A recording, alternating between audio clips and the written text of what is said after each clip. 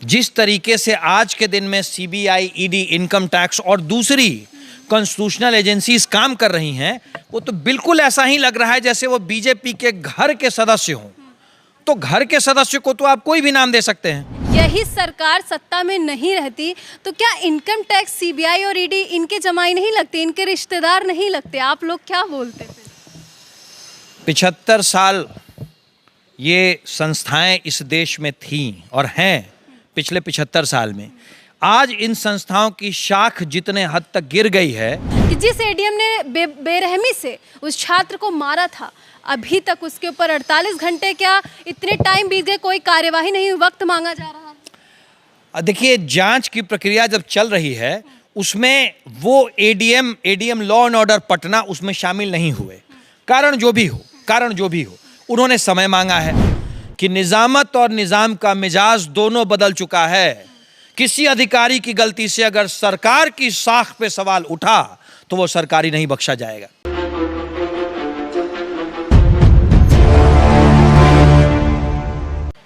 नमस्कार, आपके साथ मैं हूं ज्योति सिंह और आप देख रहे हैं सच तक न्यूज़। बिहार की बात करें तो बिहार में सरकार बदलने के बाद जब फ्लोर टेस्ट होने वाला था, ठीक उसी दिन राजद के 5 नेताओं के साथ 25 ठिकानों पर सीबीआई और ईडी की छापेमारी पड़ी थी, जिसको लेकर के लगातार विपक्ष भी निशाना साध रहे हैं, आरोप प्रत्यारोप लगा रहे हैं और कई ऐसे नेता हैं जो इस पर खुलकर बात कर रहे हैं। हमारे साथ मौजूद हैं कुंतल जी, ये हर एक मुद्दे पे खुल के बात करते हैं और अपनी राय रखने से बिल्कुल भी डरते नहीं हैं। तो इस मुद्दे पर भी हम इनसे सीधे बातचीत करेंगे। स्वागत है आपका सच तक न्यूज़। जी ज्योति, मेरा पहला सवाल आपसे है कि जैसे ही सीबीआई और ईडी की छापेमारी पड़ी, तेजस्वी जो हमारे डिप्टी सीएम है तेजस्वी यादव जी ऐसे लगा तिलमिला गए हैं। कल वो बोल रहे हैं कि इनकम टैक्स, ईडी और सीबीआई बीजेपी की जमाई है। देखिए, बिहार में जो छापे उस दिन पड़े, उस दिन वो बहुत महत्वपूर्ण दिन था। बिहार की निजामत बदल रही थी, उस दिन फ्लोर टेस्ट था। फ्लोर टेस्ट के दिन जो छापे पड़े वो बेसिकली सीबीआई और इनकम टैक्स और ईडी के छापे नहीं थे, वो तो बेसिकली बीजेपी की अंतिम चाल थी। बीजेपी के एक फ्रंटल ऑर्गेनाइजेशन के छापों की तरह था। बीजेपी ने अपनी अंतिम चाल चली, छापों के रूप में उन्होंने दबाव एग्जर्ट करा बिहार की पॉलिटिक्स पे, जिसमें वो अनसक्सेसफुल हुए, वो असफल हुए। और तेजस्वी यादव जो कि डिप्टी सीएम है बिहार के, जिनकी खुद की साख उस दिन सवाल पे लगी हुई थी फ्लोर टेस्ट पे, उनके ऊपर जब इस तरह की बेवजह बात की जाएगी, बेजा बात की जाएगी, तो तेजस्वी भी इंसान है। इंसान को जब ज्यादा दबाएंगे, आप जरूरत से ज्यादा परेशान करेंगे तो तिलमिलाएगा ही तिलमिलाएगा। सवाल करूंगी मैं आपसे कि उन्होंने कहा जमाई, तो इस बात से जिस तरीके से आप जवाब दे रहे हैं सहमत लग रहे हैं, ठीक है? सहमत हैं बिल्कुल। जिस तरीके से आज के दिन में सीबीआई, ईडी, इनकम टैक्स और दूसरी कॉन्स्टिट्यूशनल एजेंसीज काम कर रही हैं, वो तो बिल्कुल ऐसा ही लग रहा है जैसे वो बीजेपी के घर के सदस्य हों। तो घर के सदस्य को तो आप कोई भी नाम दे सकते हैं। एक सवाल और करूंगी, बुरा मत मानिएगा, लेकिन अगर यही सरकार सत्ता में नहीं रहती तो क्या इनकम टैक्स, सीबीआई और ईडी इनके जमाई नहीं लगते, इनके रिश्तेदार नहीं लगते? आप लोग क्या बोलते थे? 75 साल ये संस्थाएं इस देश में थीं और हैं। पिछले 75 साल में आज इन संस्थाओं की शाख जितने हद तक गिर गई है, ये संस्थाएं, सीबीआई की रेड से परेशानी नहीं है, सीबीआई को तो अपना काम करना ही चाहिए, पर परेशानी इस बात से है कि सीबीआई की रेड और सीबीआई का सारा इन्वेस्टिगेशन इस बात पे डिपेंड करता है कि किसी के भाजपा से कैसे संबंध है। परेशानी इस बात से है, परेशानी उन टाइमिंग्स को लेकर के है, परेशानी उस सोच को लेकर के है। आज जो लोग भी भाजपा के साथ चले गए हैं, कल तक सीबीआई उनके पीछे थी और उनके केसेस को ठंडे बस्ते में डाल दिया गया है। और जिस दिन बिहार में फ्लोर टेस्ट हो रहा है, जिस दिन बहुमत साबित कर रही है सरकार, उसी दिन सीबीआई सुबह से छापेमारी कर रही है। और उससे भी ज्यादा रिमार्केबल बात, सीबीआई ने तो स्टेट पे क्वेश्चन कर दिया। सीबीआई ने स्टेट की पुलिस को साथ नहीं रखा। इसका मतलब सीबीआई जो कि एक कॉन्स्टिट्यूशनल एजेंसी है, उसको दूसरी कॉन्स्टिट्यूशनल एजेंसी स्टेट पुलिस पे विश्वास नहीं था। सवाल तो ये है। तो इस मुद्दे पे हमने बात की, एक मुद्दे पे हमने और बात की थी जब डाक चौराहे पर छात्रों के साथ मारपीट की गई थी।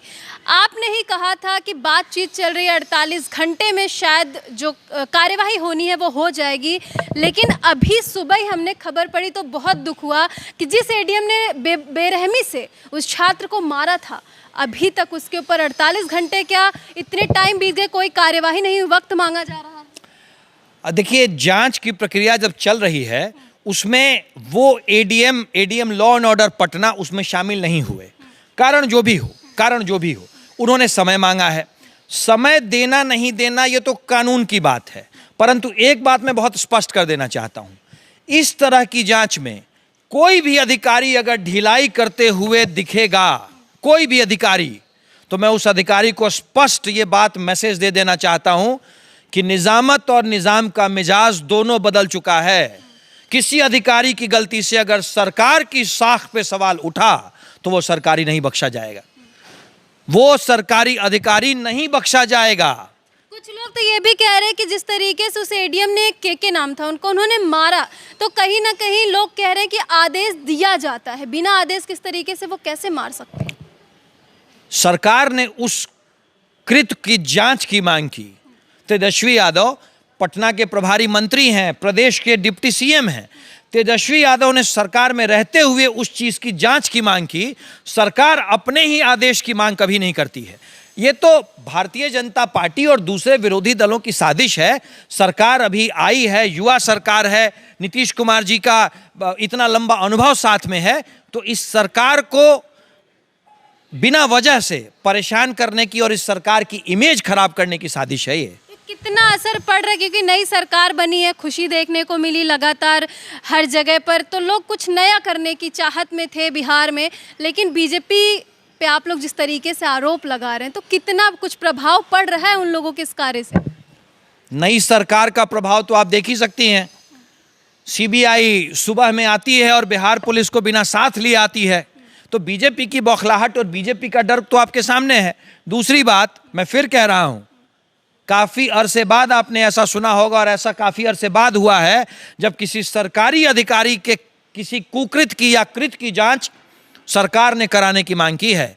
उस एडीएम ने जिस तरीके से छात्रों के ऊपर डंडे बरसाए थे, उसकी जांच होगी। और मैं फिर कह रहा हूं, इस जांच में कोई भी अधिकारी अगर ढिलाई बरतेगा, इस तरह की किसी जांच में किसी अधिकारी के कारण अगर सरकार की साख पे सवाल उठेगा, तो वो अधिकारी नहीं बख्शा जाएगा। कब तक छात्रों को इंसाफ मिलेगा, ये आखिरी सवाल है मेरा, क्योंकि कहीं ना कहीं लोग सोच में हैं कि आखिर कब तक। मैं तो आपको यकीन दिलाता हूं कि छात्रों को इंसाफ मिलेगा और बहुत जल्द मिलेगा। और साथ में मैं सरकार से, माननीय मुख्यमंत्री से, माननीय उप मुख्यमंत्री से इस बात की मांग करता हूं कि इस तरह की जांच को समय सीमा में बांध के रखें और बिहार के युवाओं का, बिहार के छात्रों का, बिहार की जनता का यह विश्वास जो है इस नई सरकार पे, उसको किसी भी तरीके से होल्ड करके रखें। जांच समय सीमा में पूरी होनी चाहिए और जो अधिकारी है उसको दंड मिलना चाहिए। तो देखा आपने किस तरीके से कुंतल जी ने दोनों मुद्दे पर खुल के बात की और कहने से बिल्कुल भी नहीं कतराए कि जो भी चीज़ें होनी चाहिए वो खुलकर होनी चाहिए और समय से होनी चाहिए। आपकी क्या राय है कुंतल जी की राय को लेकर के, सुन करके कमेंट सेक्शन में ज़रूर बताइएगा। आगे छोटी बड़ी अपडेट आप तक पहुंचाते रहेंगे।